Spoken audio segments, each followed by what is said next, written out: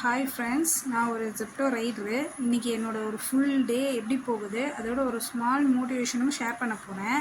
காலையில் பார்த்தீங்கன்னா ஒரு 4:30க்கெலாம் எழுந்துட்டு சமைச்சு வச்சுட்டு அப்படியே கிளம்பிடுவாங்க. இன்றைக்கி ஒரு சிம்பிள் லன்ச்சு தான். காரக்குழம்பு, முட்டை பொரியல், ரசம், அப்புறம் பிரேக்ஃபாஸ்ட்டுக்கு இட்லி, சாம்பார். அப்படியே நான் எப்படி இந்த வேலைக்கு போனேன், என்னெல்லாம் பண்ணுறேன் அப்படின்னு சொல்லிட்டு உங்களுக்கு காட்டலான்னு நினைக்கிறேன். பல பேருக்கு வெளியே வேலைக்கு போகிறதே கஷ்டமாக இருக்கும். ஆனால் நம்ம மனசுக்குள்ளே ஸ்ட்ராங்காக இருந்தால் எந்த வேலையும் செஞ்சாலும் ஈஸியாக தாங்க செஞ்சிடலாம்.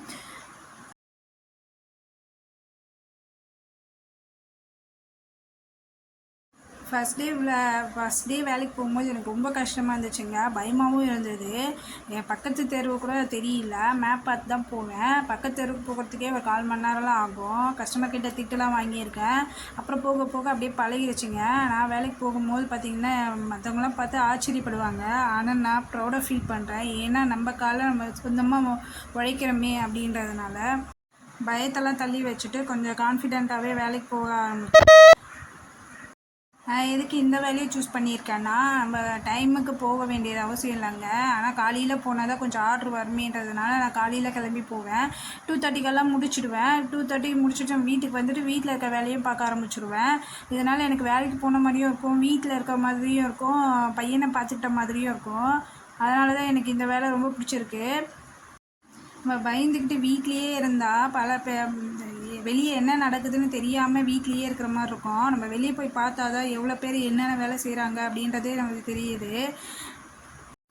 லேடிஸ் ஆச்சு எப்படி ரைடர் வேலை பார்க்குறாங்க அப்படின்லாம் இல்லைங்க. நம்ம ஃப்ரீடமாக இருக்குது, சொந்தமாக நம்ம சம்பாதிக்கிற மாதிரியும் இருக்கோங்க.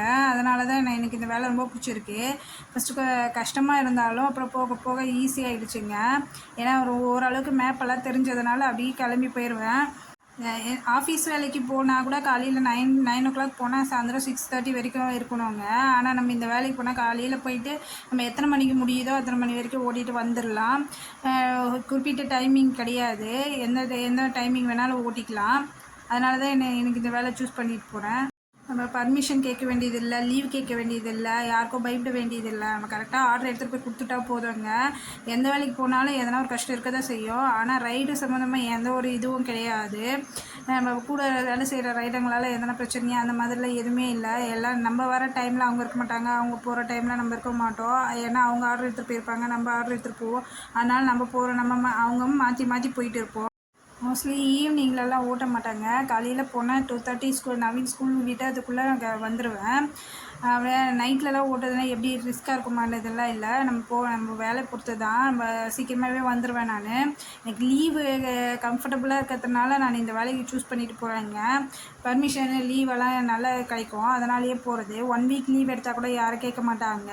நம்ம 2 weeks நல்லா வேலை பார்த்துட்டு 2 weeks லீவ் எடுத்துகிட்டு வீட்டில் இருக்கலாம். அதனாலேயே இந்த வேலைக்கு நான் சூஸ் பண்ணிட்டு போகிறேன்.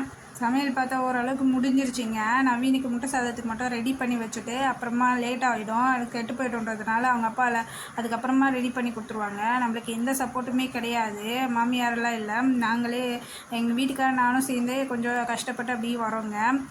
யார் சப்போர்ட்டும் இல்லைனாலும் நம்ம லைஃப்பை நம்மளே பார்த்துக்க முடியுங்க. இங்கே பாருங்கள், நான் எல்லா வேலையும் முடிச்சுட்டு பாத்திரமும் கழுவி வச்சுட்டு எல்லாமே முடிச்சு வச்சுட்டாங்க. அப்புறம் சாப்பாடும் கட்டிக்கிறேன். ஏன்னா எந்த டைமில் சாப்பிடுவோன்னு தெரியாது, ஆனால் பசிக்கொள்ள, அதனால் நான் சாப்பாடும் கட்டி எடுத்துக்கிறது.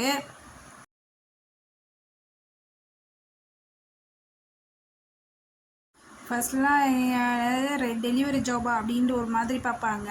இப்போல்லாம் மற்றவங்கள பற்றி நம்ம ஏங்க கவலைப்படணும், நம்ம வாழ்க்கையை நம்ம தான் பார்க்க போகிறோம். அவங்க வந்து நம்ம கஷ்டத்தை தீர்க்க போகிறதில்ல, நம்ம கஷ்டத்தை நம்ம தானே பார்க்க போகிறோம். அதனால் நான் பாட்டு கிளம்பி போயிடுறது.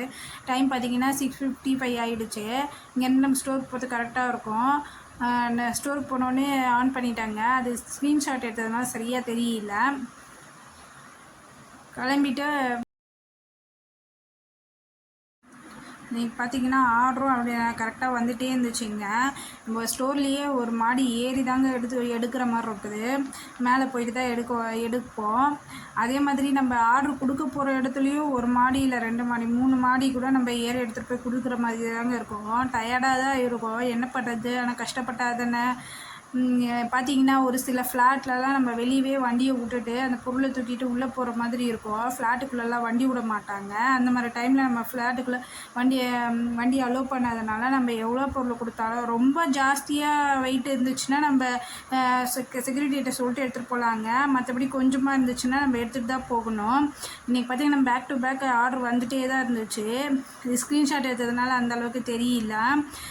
இன்றைக்கி பார்த்திங்கன்னா 1200 இது பண்ணியிருந்தேன். 230 240 ஆகிடுச்சு.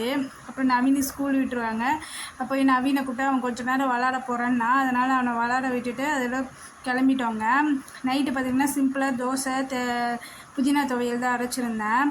இந்த வேலையை விட்டு வரும்போதே நாளைக்கு என்ன தேவைன்றதையும் வாங்கிட்டு வந்துடுவேங்க. அப்போ தான் காலையில் ஈஸியாக இருக்கும். பால் முதற்கொண்டு எல்லாத்தையுமே வாங்கிட்டு வந்து வச்சுருவேன்.